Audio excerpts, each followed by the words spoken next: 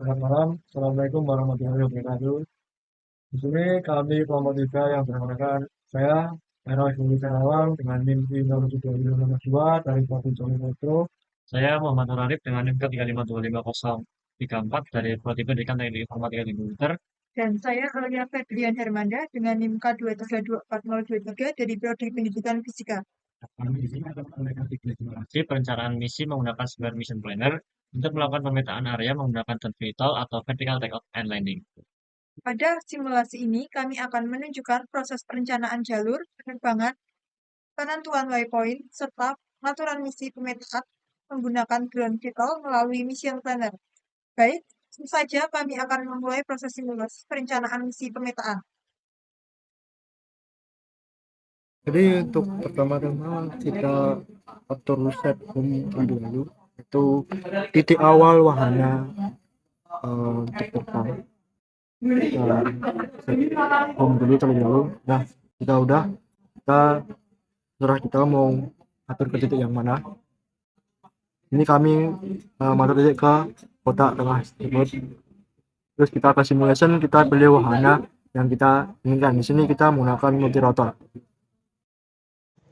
Nah, untuk alasan pemilihan wahana, yang pertama itu pemilihan drone berjenis quadcopter, vertical takeoff landing atau VTOL, sehingga bisa terbang dan mendarat di area sempit seperti jalan atau pematang sawah. Yang kedua, dengan luas 6 petak sawah, quadcopter sangat efisien dikarenakan bisa menyelesaikan pemetaan dengan cepat dan efisien pada waktu dan baterai. Nah, yang ketiga, quadcopter itu mampu terbang secara rendah dan bergerak dengan lambat dan mampu untuk diam di udara yang berguna untuk bermanuver dalam area yang sempit dan bisa mematikan kondisi sawah secara detail. Nah, yang keempat, warna VTOL memiliki aerodinamika yang stabil saat membelah angin saat fase terbang. Selanjutnya kita ke tab plan.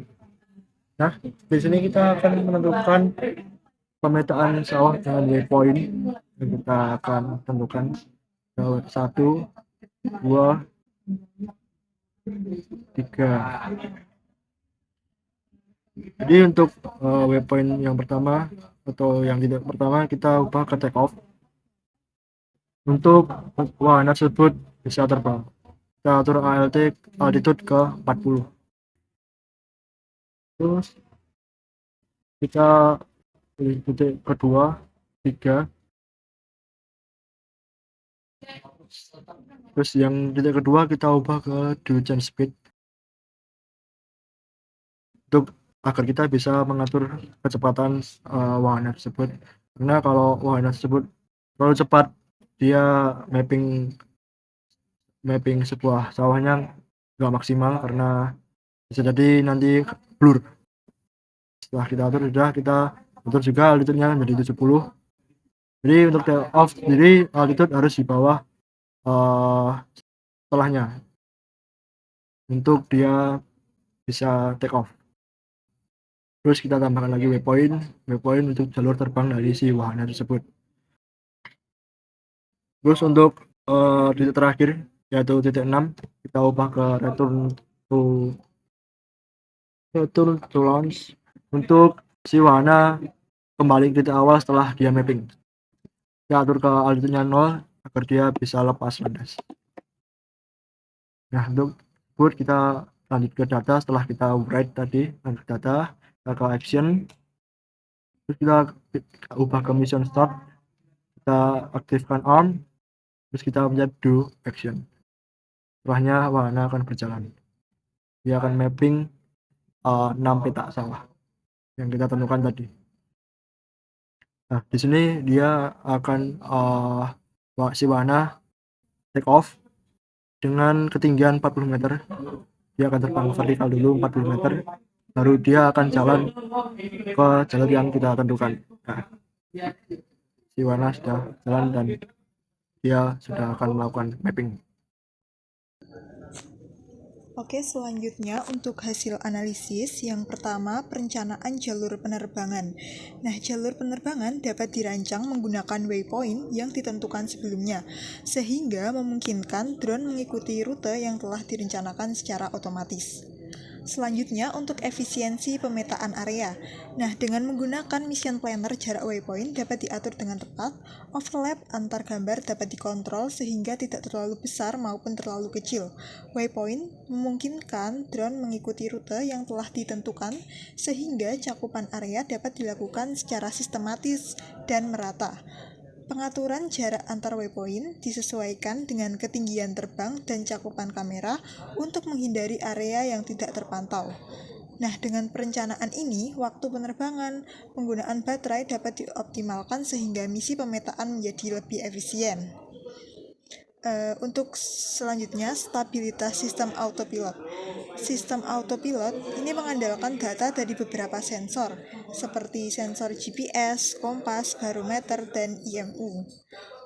Di area persawahan yang rentan terhadap hembusan angin, sistem autopilot ini berguna untuk mengoreksi pitch atau roll dan motor dalam mempertahankan posisi idealnya agar menjaga hasil pemotretan. Selanjutnya yang keempat, monitoring real time. Dengan mission planner, operator dapat memantau kondisi drone secara langsung selama penerbangan. Informasi yang dapat dipantau meliputi posisi drone berdasarkan koordinat GPS, ketinggian terbang atau altitude, kecepatan, arah pergerakan, serta status baterai. Data tersebut ditampilkan secara terus-menerus pada peta dan panel telemetri sehingga operator dapat mengetahui kondisi drone secara akurat. Dengan adanya monitoring ini, operator dapat segera mengambil tindakan jika terjadi penyimpangan jalur, penurunan baterai, atau gangguan pada sistem penerbangan. Yang kelima adalah kemungkinan risiko operasional. Meskipun terbang secara otonom, misi pemetaan sawah tetap memiliki risiko kegagalan atau crash yang bersumber dari 3 faktor utama. Yang pertama ada risiko lingkungan. Itu mencakup seperti hembusan angin kencang, serangan burung, serta rintangan fisik tak terpetakan seperti pohon tinggi atau kabel listrik. Nah, yang kedua itu risiko teknis, meliputi hilangnya sinyal seperti sinyal GPS atau komunikasi, sehingga kegagalan perangkat keras seperti malfungsi motor dan baling-baling. Nah, sementara itu risiko operasional umumnya berupa kelalaian pilot atau human error, seperti pengaturan ketinggian darurat, return to launch atau RTL yang lebih rendah dari rintangan atau memaksakan terbang saat kapasitas baterai sudah kritis. Di sini kita juga bisa mengetahui altitude berapa, distance WP berapa, yaw berapa, ground speed dia berapa. Nah, kita tadi kan aturkan 10 meter per second. Jadi untuk ground speed kita ada di kanan itu. Untuk mengetahui kita bisa klik di quick. Perencanaan misi menggunakan software Mission Planner dari kami. Terima kasih. Wassalamualaikum warahmatullahi wabarakatuh.